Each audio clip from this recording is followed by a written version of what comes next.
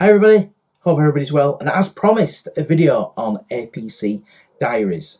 Now, before I begin, there have been some changes to what RICS require and recommend in their guidance, which came out this week for candidates, so I'm going to cover that later on in the video. So you're going to have to sit through the important stuff first and listen to me. Please listen to me.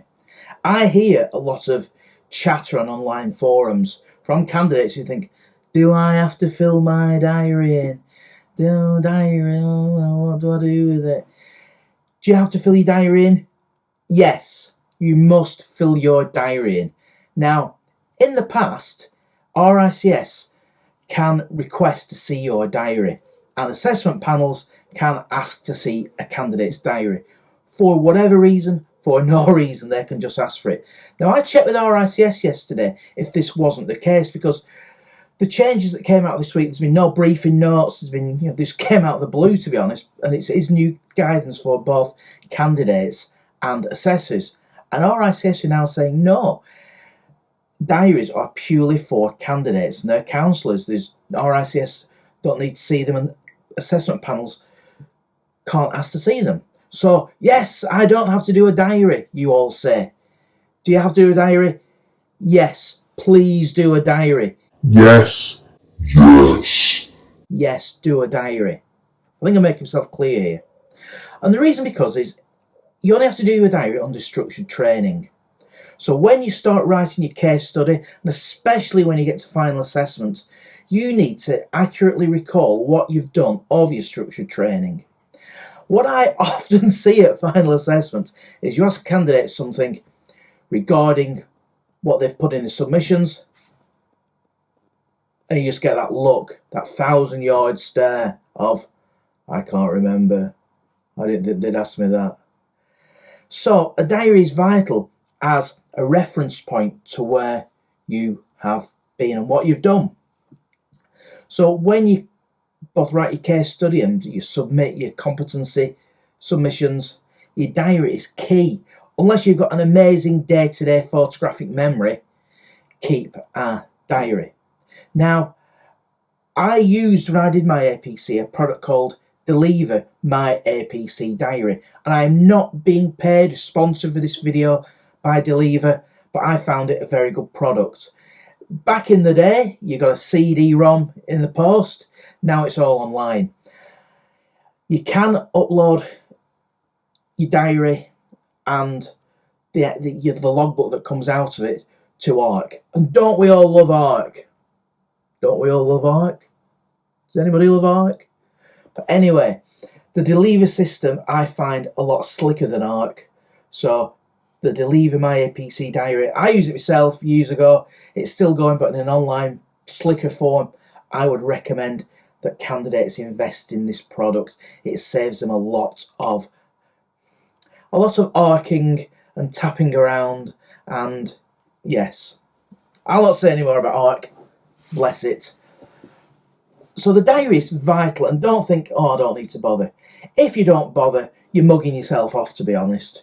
You're not giving yourself the best chance of being successful at final interview. Oh, I'll just do my submissions. I can remember what I did. Can you?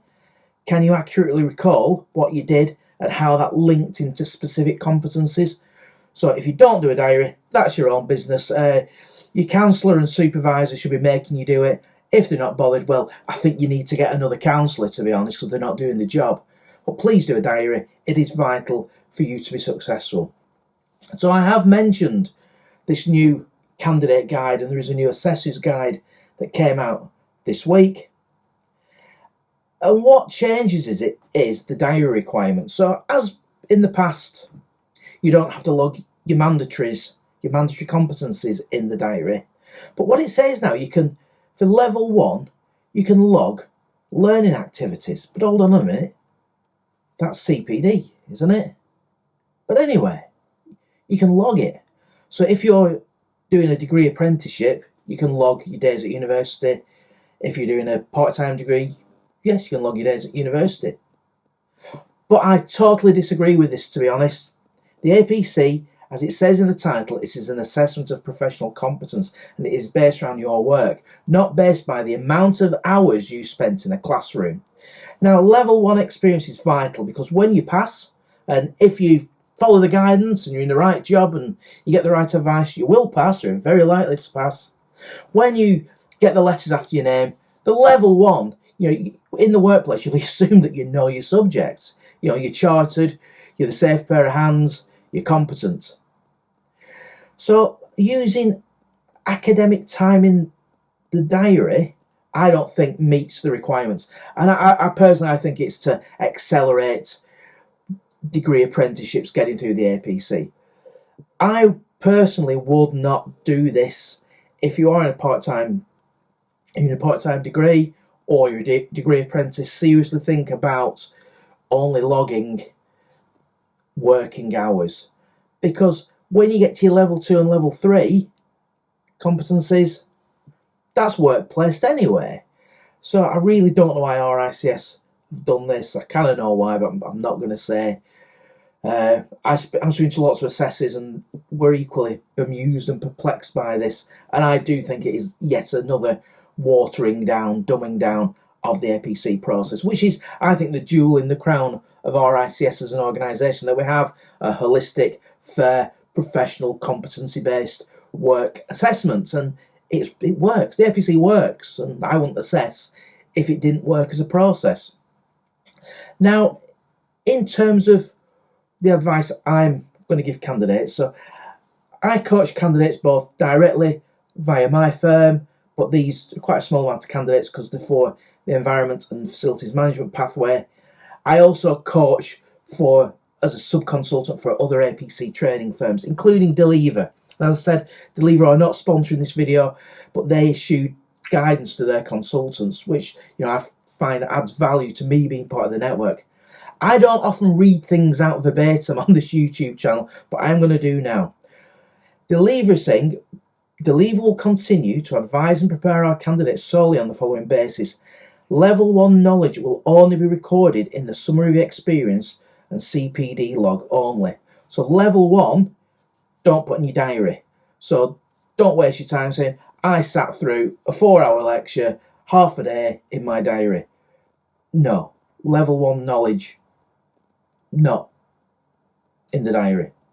And they're saying level 2 and level 3, real life evidence and project relevant examples for the minimum 24 months, a minimum 12 months will be recorded in the diary, logbook and summary of experience, so there's no doubt in the assessor's mind when reviewing our candidates' submission documents.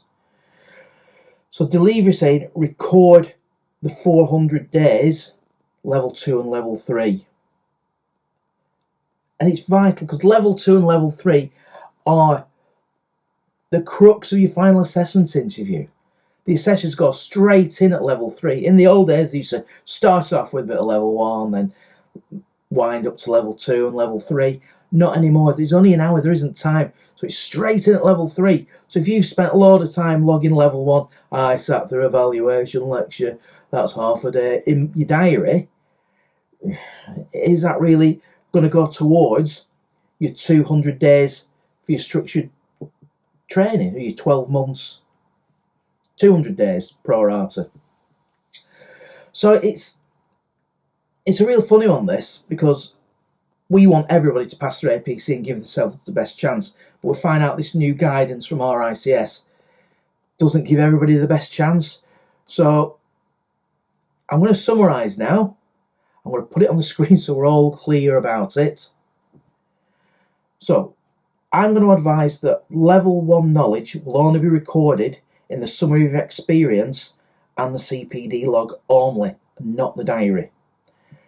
Level 2 and level 3, which is real life evidence and project relevant examples for the 24 months, 400 days, which is for the APC 24 and apprenticeship routes, or the minimum 12 months and 200 days for APC 12, will be recorded in the diary, logbook and summary of experience, so there's no doubt what you've done when people come to review it.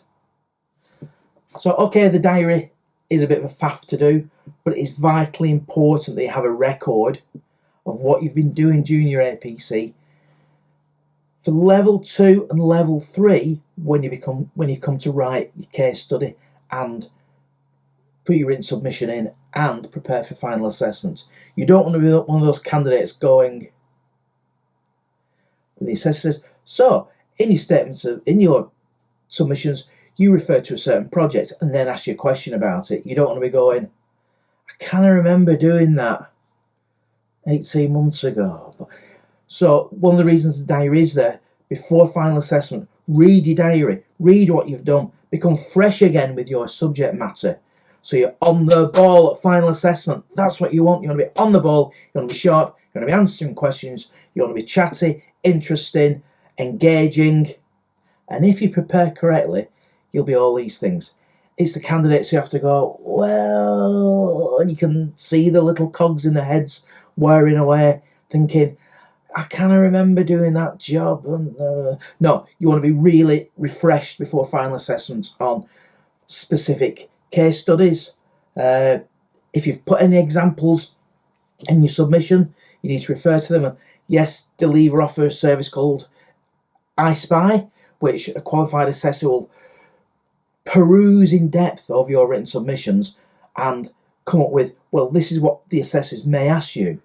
It's not guaranteed, but me as an assessor, all I have to go on is your written submissions. I don't know you as a candidate, so I'll read the written submissions and from that come up with a list of questions. So if you mention CDM, be prepared to answer questions on CDM in the context of your experience.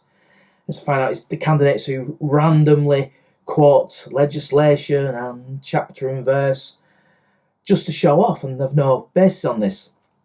Which brings me on, our next series of APC videos are going to be health and safety specific, and our next APC video is going to be on health and safety legislation, which I think is an area, getting completely aside from the APC diary, health and safety legislation is an area of practice I see most APC candidates not particularly being sparkling at. Don't forget, you're out in the workplace. Check out our last video on lone working. If, like me, you're working from home, I am a lone worker today. I'm in the house on my own. So our last video was specifically about lone working. So, as I've said, the channel's free. As long as YouTube keep it free, all our content will remain free. So thanks for supporting us by watching and subscribing to the channel. Please tell your friends, please tell your colleagues. Let's do the APC together as a community, because we all want to be successful and pass. So I've got to get back to earning the fees now. Got to get back to work. Thanks so much for watching. Good luck with your APC, everybody. Take care, and I will see you all very soon.